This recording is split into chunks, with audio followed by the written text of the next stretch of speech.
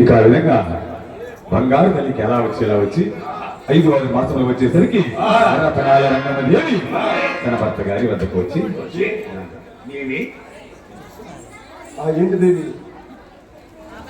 అమ్మవారి భక్తులు గౌతమ్ సాయి దుర్గా గారు శ్రీకృష్ణ భగవానికి చేస్తూ పాడిన పాటకు 116 రూపాయలు పంపించున్నారండి.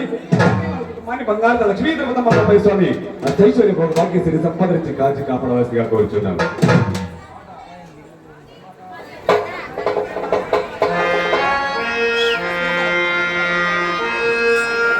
నాదా ఆనాడు మనం ముఖ్య మొక్కుబడి తెచ్చుకొని ఉంటాము. ఇదే మొక్కుబడులు అంటావు.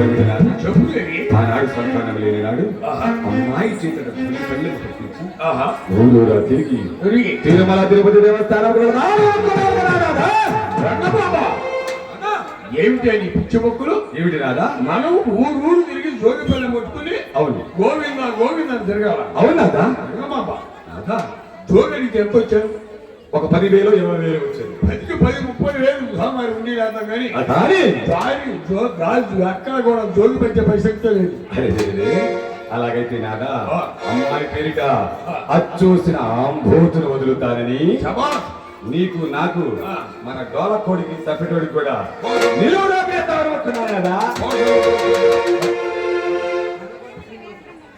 నల్లగొల్ల శ్రీనివాసరావు గారు ఎంత ఇచ్చాడు?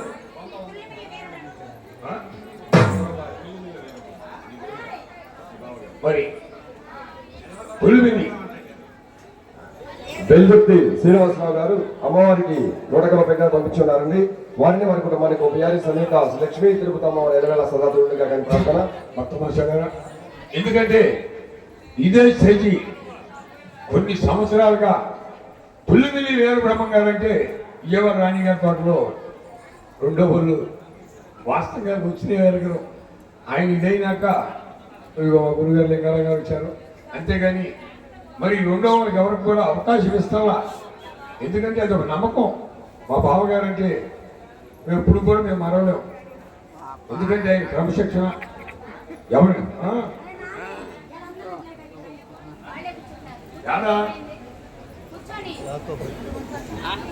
మరి పులిమిల్లి వీరబ్రహ్మం గారు మా బావగారు మరి అమ్మవారికి 116 రూపాయలు మీరు అనగా పంపించినారని వారికి అసస్పల్లి భోగవాక్యం సమకూర్చాల్సిన ప్రార్థన. ఎందుకంటే అమ్మా ఇది నేను చెప్పుకోవడం కాదు, జనాల్లో జ్యోతి జరుగుతుంది. అమ్మవారి జ్యోతి. మా గురుస్వామి గారు వచ్చారు, వెంకటేశ్వర రెడ్డి గారు. మేము మిర్యాలగూడి భోగులం వెళ్తున్నాం. ఏమండి మా ఊళ్ళో భోగులం చేయాలన్నాడు. మిర్యాలగూడి నుంచి టీచితే వచ్చాం.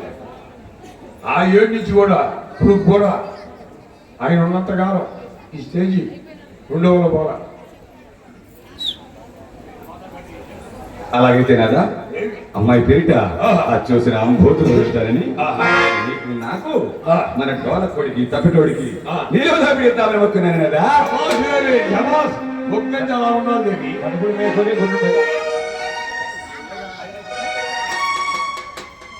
నాదా ఇక అమ్మాయి పేరిట తిరుమల తిరుపతి దేవస్థానం నందు మొక్కున్నాను కదా అని చెప్పి అంటూ ఉండగానే ఆ మాట ప్రకారం రేకుజామని 12 మంది జతకాలను కూడా తీసుకుని కొల్లా శివరామయ్య గారు ఎగువ తిరుపతికి ఈ విధంగా బయలుదేరి వెళ్తున్నారయ్యా.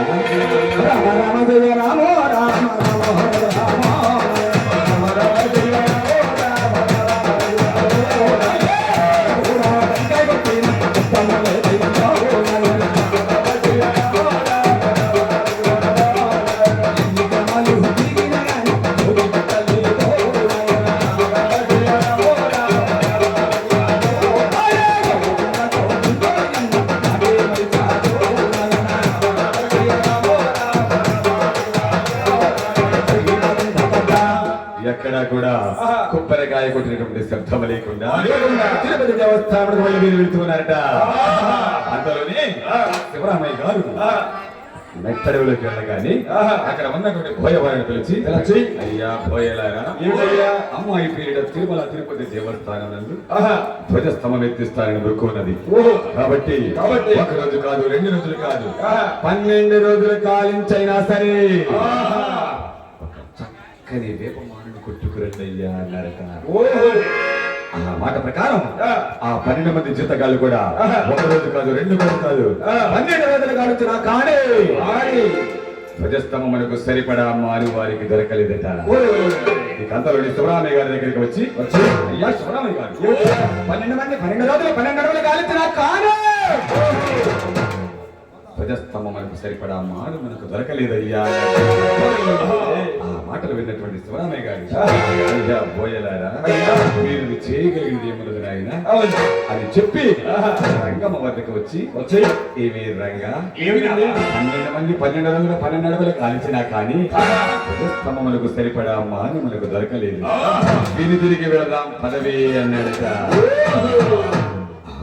ఉన్నటువంటి రంగమదేవి, యుద్ధతో నడుస్తాము కాబట్టి తిరుపతి దేవస్థానంకు వెళ్ళి చక్ర బంగారైనా పెట్టుకుని వద్దాము కానీ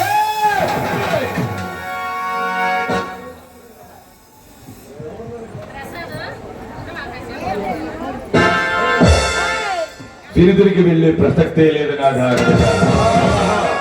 మాటలు విన్నటువంటి రామయ్య గారు ఈ విధంగా వెళ్ళిపోతున్నాయా.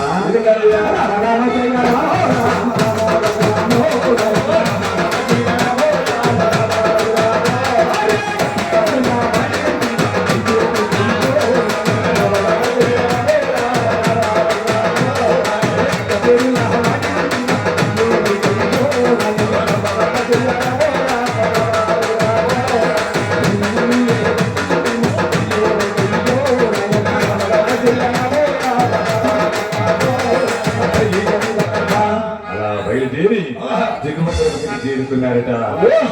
అంతలోనే ఎవరు చూశారు నాయన? ఆ యొక్క శ్రీనివాసుడు చూసి వీరికి ధ్వజస్తంభం మనకు సరిపడా మాను దొరకకుండా చేసిన నా దేవస్థానానికి వస్తూ ఉన్నారే అని చెప్పి ఒక మాను రూపముగా మారి ఆ మానులో కొలువై ఉన్నాడు శ్రీనివాసుడు. అలా ఉన్న ఆ మానుని ఎవరు చూస్తారయ్యా? రతనాల రంగమ్మదేవి చూసి బాలేరుల వద్దకు వెళ్ళి అయ్యలారా, మనకు కావలసిన వేపమాను ఇదిగోనయ్యా, వెళ్ళి తెల్లగించండి అయ్యా అనట. ఆ మాట ప్రకారం ఆ మానుని ఈ విధంగా పెళ్లిగిస్తూ ఉన్నారయ్యా. అయ్యా వర్ణాలందే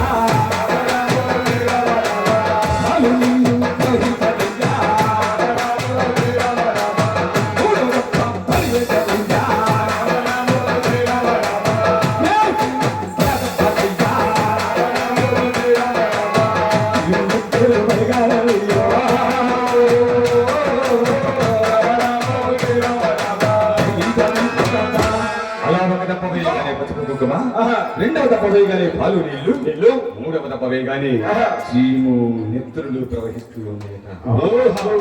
ఇంతలోని 12 మంది పోయేవారు కూడా శివరామయ్య గారి దగ్గరికి వచ్చి అయ్యా శివరామయ్య గారు, ఏమయ్యా ఈ యొక్క మానుడు తెల్లగచ్చితో మా వల్ల కాదయ్యా, ఎందువల్లయ్యా? ఒక దప్ప వేయగానే పసుపు కుంకుమ, రెండవ దప్ప వేయగానే పాలు నీళ్లు, మూడవ దప్ప వేయగానే చీము నెత్తురులు ప్రవహిస్తూ మాటలు విన్నటువంటి శివరామయ్య గారు 12 మంది మీద బ్రాహ్మణ పేపించి 50 పండితులారా, ఈ యొక్క మానవుని పెళ్లగిస్తూ ఉంటే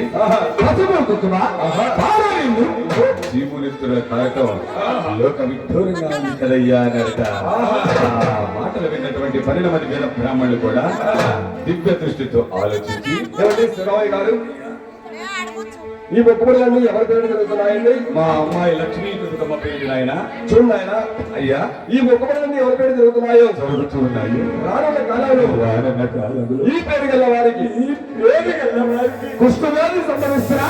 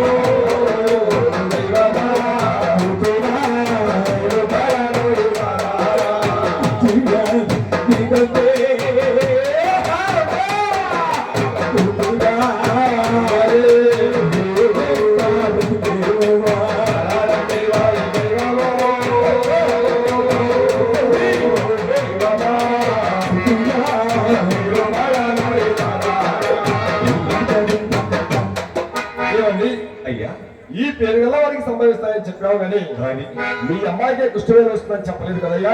ఆ మాటలు విన్నటువంటి కల్లాస రామయ్య గారు తన భార్య వద్దకు వెళ్ళి ఏ విధంగా ఏమిటండి? ఈ యొక్క మాని పెళ్ళగిస్తూ ఉంటే ఆహా. పసుపు కుంకుమ కుంకుమ, పాలు నీళ్ళు చీమునిత్తుల కాంతం ఆహా. లోక విడ్డూరంగా ఉంది కదమ్మా అన్నాడు. ఆహా. ఆ మాటలు ఎవరు విన్నారయ్యా? ఎవరయ్యా? బంగారు తల్లి లక్ష్మీ తిరుపతమ్మ విని ఏ? అమ్మా ఓయ్. నాన్నా ఈ మానలో ఏదైనా లోటుపాటు ఉంటే ఆ. అవి మావి కానీ ఆహా. నీది కాదయ్యా అలాగా? అని చెప్పి ఆ. ఆ యొక్క శ్రీనివాసుని ఈ విధంగా ధ్యానిస్తున్నాడయ్యా. ఏ విధంగానయ్యా?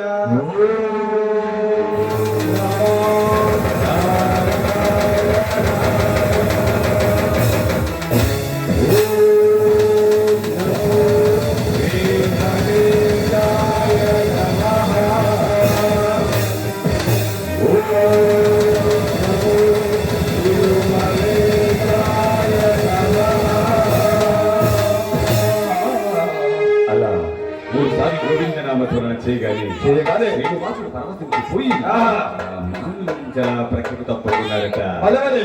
ఇక ఇంతలోనే ఆ యొక్క మానుని పెళ్ళగించి బంగారు గంటలు కట్టించి ఇప్పుడు తిరుపతికి వెంకటాద్రి వెళ్తున్నారయ్యా. ఏ విధంగానయ్యా? అది